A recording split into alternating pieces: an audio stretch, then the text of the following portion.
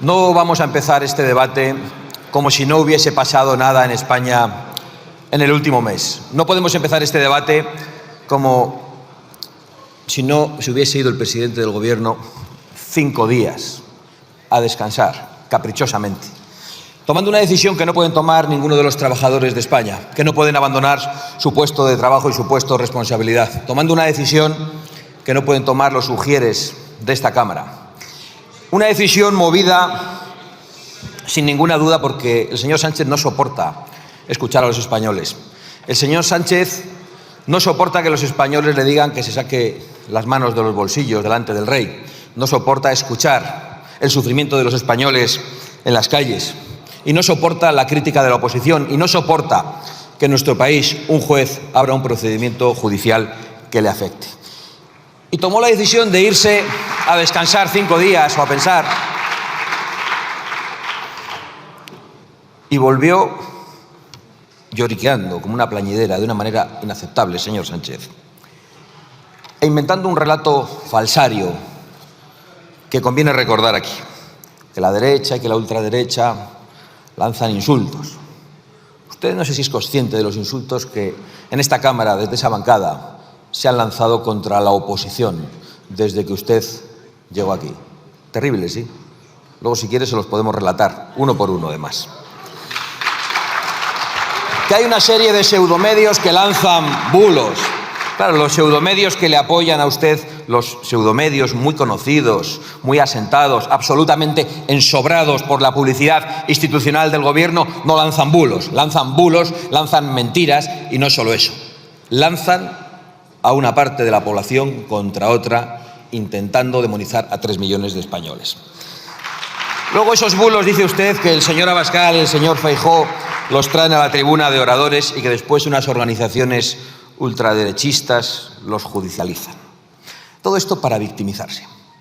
Pero es que usted no tiene ningún derecho a victimizarse, porque usted ha convertido a los españoles en sus víctimas. Usted ha mentido a los españoles gravísimamente, al menos en 3 ocasiones. En primer lugar, cuando se subió a esta tribuna en una moción de censura, convirtiéndose en el principal representante de la lucha contra la corrupción, que parecía que es lo que más le preocupa, y ahora no soporta ni siquiera que le pidan transparencia sobre la presunta corrupción de su gobierno, de sus ministros, de sus comunidades autónomas y de su entorno personal. No lo soporta y se toma 5 días de descanso. Usted ha mentido a los españoles en las primeras elecciones que le eligieron a usted como presidente del Gobierno, mintiendo gravísimamente sobre los pactos en esta Cámara. Dijo que no iba a pactar con aquellos otros. Lo dijo, lo redijo y lo repitió. Y usted pactó con aquellos y con aquellos. En las siguientes elecciones usted prometió a los españoles que no habría una ley de amnistía y que esa ley de amnistía era inconstitucional.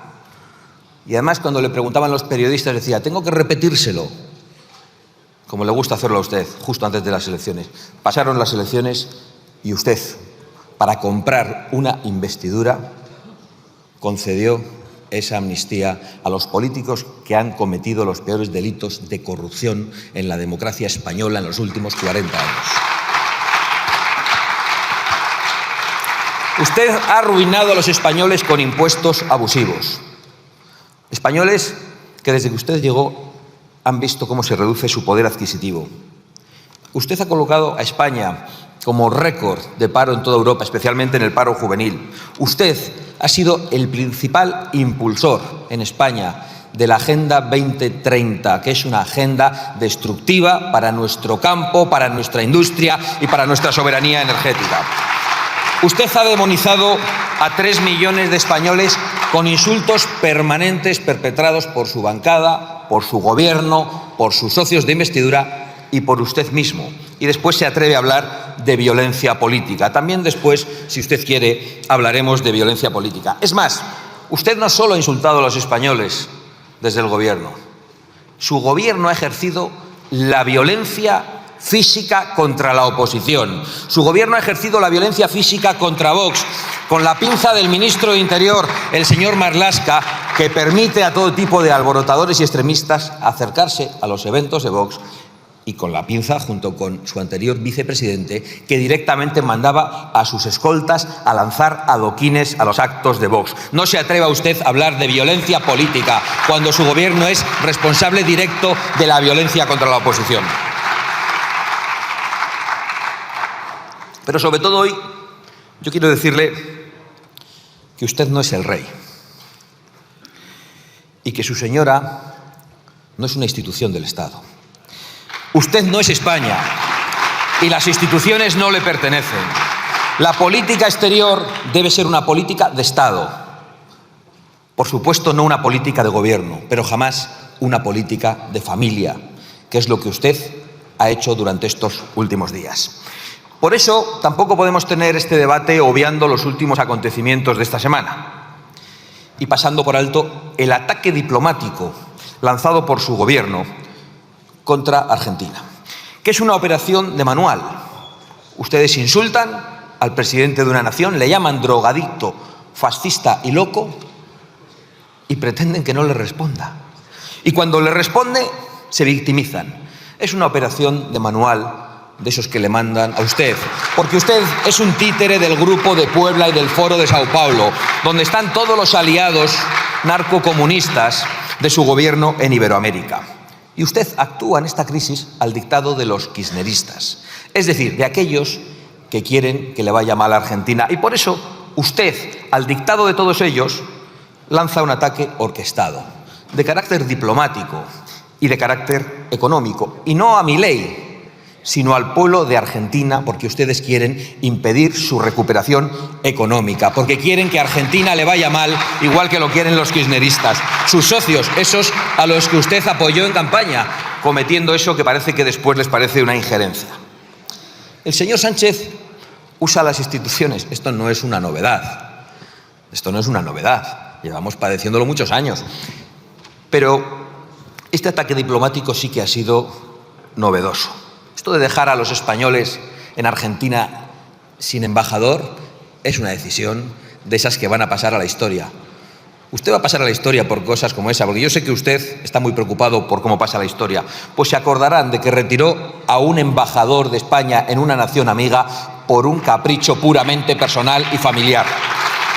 Y usted no solo ha lanzado un ataque diplomático, ha lanzado un ataque económico, coaccionando, y no se sabe si sobornando, a las empresas españolas para que ataquen las declaraciones del presidente de una nación y utilizando para ello a la Oficina Económica de Moncloa, a la que dieron instrucciones de descolgar el teléfono y empezar a llamar a importantes empresas españolas para que públicamente criticaran al presidente de una nación, de Argentina, en la que tienen importantísimos intereses económicos.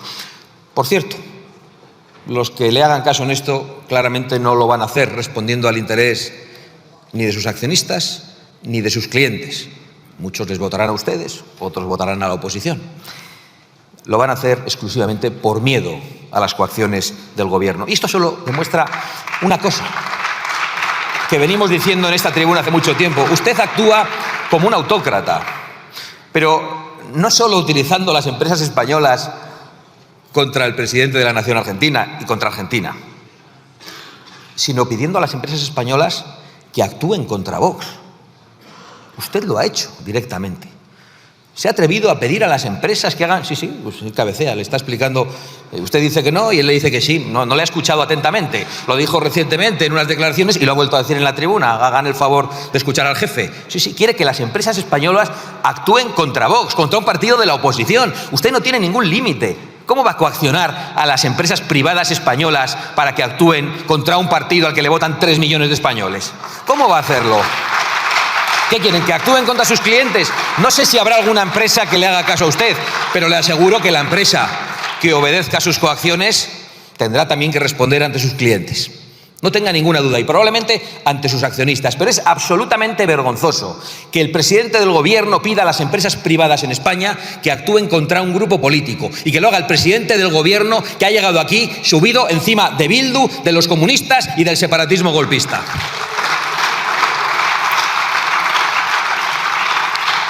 Yo soy don Sánchez, quiero hacerle una pregunta. ¿Hasta dónde va a llevar su ataque diplomático para defender a su consorte? Si no le piden perdón. porque ha exigido la petición de perdón al presidente de Argentina después de llamarle fascista y drogadicto. Como no ha pedido perdón, lógicamente, yo tampoco le pediría jamás perdón.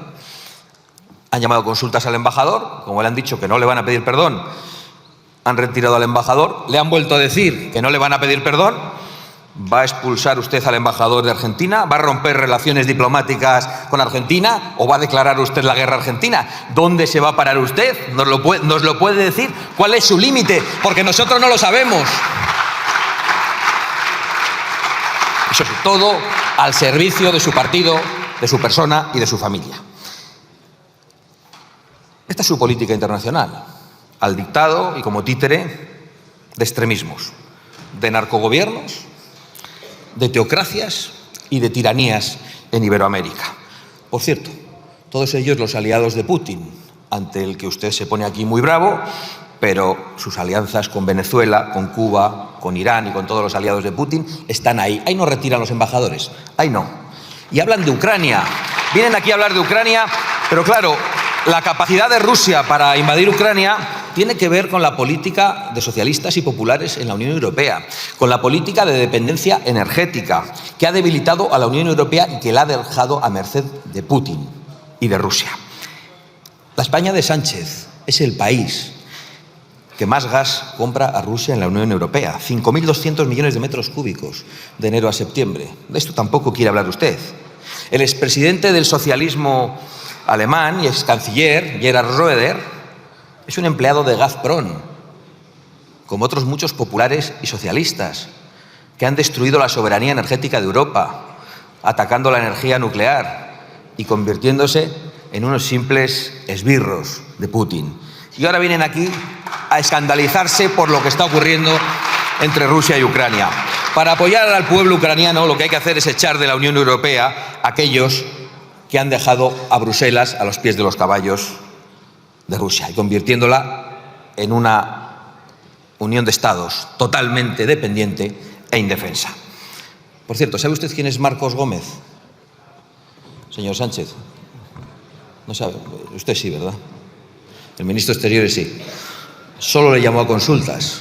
Conviene recordarlo hoy aquí, ya lo han hecho otros portavoces. Es el embajador de España en Rusia. Allí sigue. La guerra de Ucrania no les ha preocupado tanto como las referencias de un presidente extranjero a la familia del presidente y a un posible caso de corrupción, que por cierto nosotros hemos llevado a los tribunales y nos hemos personado.